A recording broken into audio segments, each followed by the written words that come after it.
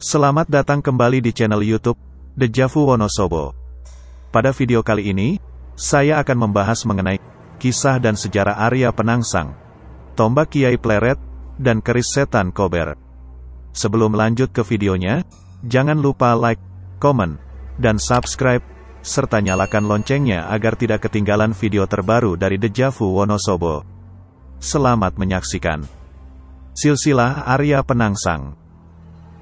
Menurut Serat Kanda, ayah dari Arya Penangsang adalah Surawiyoto atau Raden Kikin. Ia adalah putra Raden Patah Raja Demak pertama. Ibu Raden Kikin adalah putri Raja Jipang, sehingga ia bisa mewarisi kedudukan kakeknya.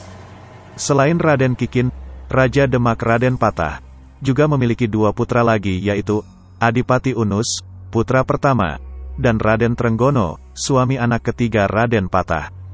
Pada tahun 1521, anak pertama Raden Patah yang bernama Pati Unus, atau dikenal juga dengan nama Pangeran Sabrang Lor, melakukan penyerangan ke Malaka yang saat itu wilayah ini dikuasai oleh Portugis. Ia gugur dalam perang tersebut. Kedua adiknya, yaitu Raden Kikin dan Raden Trenggono, saling berebut tahta. Raden Kikin memiliki dua orang putra, yaitu bernama Arya Penangsang dan Arya Mataram. Sedangkan Raden Trenggono memiliki putra bernama Raden Mukmin atau yang disebut juga sebagai Sunan Prawoto.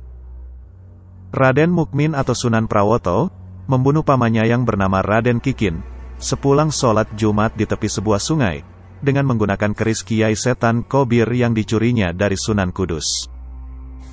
Sejak saat itu, Raden Kikin terkenal dengan sebutan Pangeran Sekar Sedo Ing Lepen atau bunga yang gugur di tepi sungai.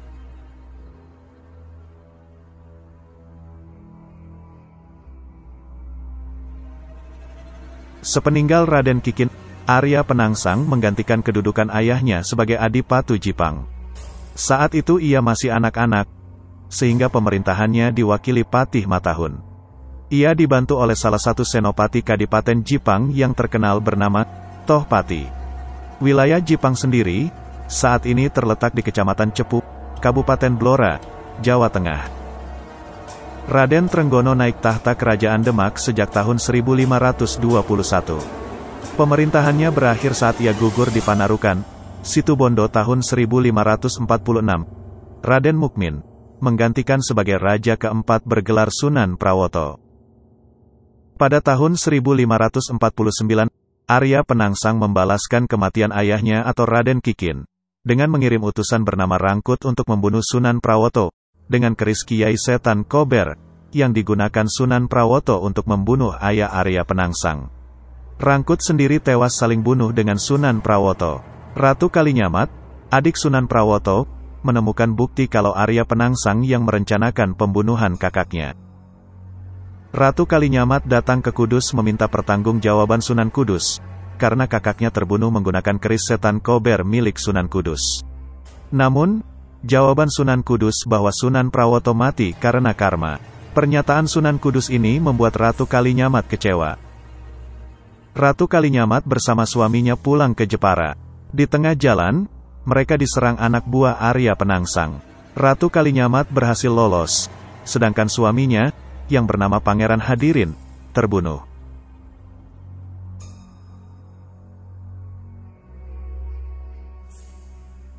Setelah rentetan kejadian tersebut, Arya Penangsang dimusuhi para adipati di wilayah Demak. Namun, Arya Penangsang tidak pernah takut dengan siapapun, bahkan ia dengan terang-terangan akan memerangi siapapun yang membela musuh-musuhnya. Arya Penangsang kemudian mengirim 4 orang utusan membunuh Hadiwijaya, menantu Raden Trenggono yang menjadi Adipati Pajang, yang juga dikenal dengan nama Joko Tingkir. Namun keempat utusan itu dapat dikalahkan Hadiwijaya dan dipulangkan secara hormat, bahkan diberi hadiah pakaian prajurit oleh Hadiwijaya. Kemudian, Hadiwijaya ganti mendatangi Arya Penangsang untuk mengembalikan keris Kiai Setan Kober. Keduanya lalu terlibat pertengkaran, dan didamaikan oleh Sunan Kudus. Pada kesempatan itu, Sunan Kudus memberikan tuah rajah yang sedianya disiapkan untuk tempat duduk Hadiwijaya. Akan tetapi karena kesaktiannya, Hadiwijaya mengetahui siasat dari Arya Penangsang dan Sunan Kudus. Bahkan Hadiwijaya mampu mengecoh Arya Penangsang, sehingga justru Arya Penangsang yang menduduki kursi tersebut. Padahal sebelumnya telah diwanti-wanti oleh Sunan Kudus agar tidak menduduki kursi yang telah diberi tuah Rajah Kalacakra, karena siapapun yang terkena Rajah Kalacakra akan mengalami nasib sial. Setelah Hadiwijaya pulang, Sunan Kudus meminta Arya Penangsang untuk melakukan puasa 40 hari guna menghilangkan tuah Rajah Kalacakra.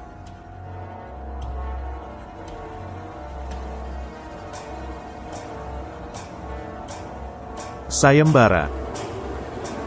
Dalam perjalanan pulang ke Pajang, rombongan Adipati Pajang Hadiwijaya singgah ke Gunung Danaraja, tempat Ratu Kalinyamat bertapa. Ratu Kalinyamat mendesak Hadiwijaya agar segera membunuh Arya Penangsang.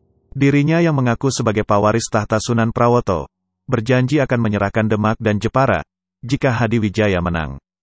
Hadiwijaya segan memerangi Arya Penangsang secara langsung, karena merasa dirinya hanya sebagai menantu kerajaan Demak. Maka Hadiwijaya membuat sayembara, barang siapa dapat membunuh Arya Penangsang tersebut, akan memperoleh hadiah, berupa tanah Pati dan Mataram. Kedua kakak angkat Hadiwijaya, yaitu Ki Ageng Pemanahan dan Ki Panjawi, mendaftar sayembara itu. Demikian juga putra kandung Ki Ageng Pemanahan, yang bernama Sutawijaya ikut pula mendaftar dalam sayembara. Oleh karenanya, Hadiwijaya mengerahkan pasukan Pajang, dan memberikan tombak Kiai Pleret, untuk membantu Ki Ageng Pemanahan dan putra kandungnya, yaitu Sutawijaya untuk mengalahkan Sultan Demak V, Arya Penangsang.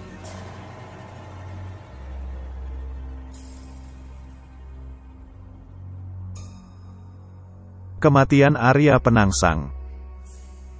Ketika pasukan Pajang datang menyerang kota Raja Jipang, saat itu Pangeran Arya Penangsang sedang melaksanakan puasa hari terakhir dalam puasanya selama 40 hari. Surat tantangan atas nama Hadiwijaya membuatnya tidak mampu menahan emosi. Apalagi, surat tantangan itu dibawa oleh pekatiknya, atau perawat kuda Arya Penangsang yang sebelumnya sudah dipotong telinganya oleh Ki Ageng Pemanahan dan Ki Penjawi. Adik Arya Penangsang dan Sunan Kudus mengingatkan agar Arya Penangsang menyelesaikan puasanya terlebih dahulu agar terhindar dari nasib sial tuah Kalacakra yang mengenainya. Namun, Arya Penangsang tetap berangkat ke medan perang menaiki kuda jantannya yang bernama Gagak Rimang.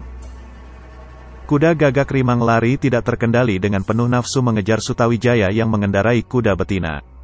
Melompati Bengawan Sore, siasat ini dibuat oleh Hadiwijaya yang mengetahui Gagak Rimang tunggangan Arya Penangsang sedang masa birahi.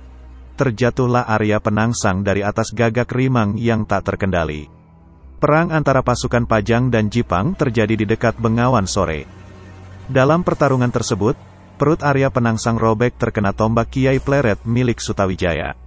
Meskipun demikian, kesaktian yang dimiliki oleh Arya Penangsang membuatnya tetap bertahan. Ususnya yang terburai dililitkan pada gagang keris yang terselip di pinggang. Arya Penangsang bahkan hampir membunuh Sutawijaya. Namun sial, saat mencabut keris setan Kober untuk membunuh Sutawijaya, usus Arya Penangsang malah terpotong, sehingga menyebabkan kematiannya. Kembali, keris setan Kober memakan korban. Dampak budaya dari cerita Arya Penangsang. Bagi masyarakat Jawa, untaian bunga melati pada keris pengantin pria Jawa digambarkan sebagai usus Arya Penangsang yang diibaratkan sebagai lambang kegagahan Arya Penangsang. Pada kisahnya, meskipun telah terburai isi perutnya, namun Arya Penangsang tetap masih mampu tegap berdiri, hingga titik darah penghabisan. Dari perlambang itu, diharapkan sang pengantin laki-laki, kelak bisa menjaga kemakmuran, kebahagiaan, keutuhan, serta kehormatan rumah tangga, meski dalam keadaan kritis seperti apapun. Seperti halnya Arya Penangsang, yang tetap memegang prinsip-prinsip hingga ajal tiba.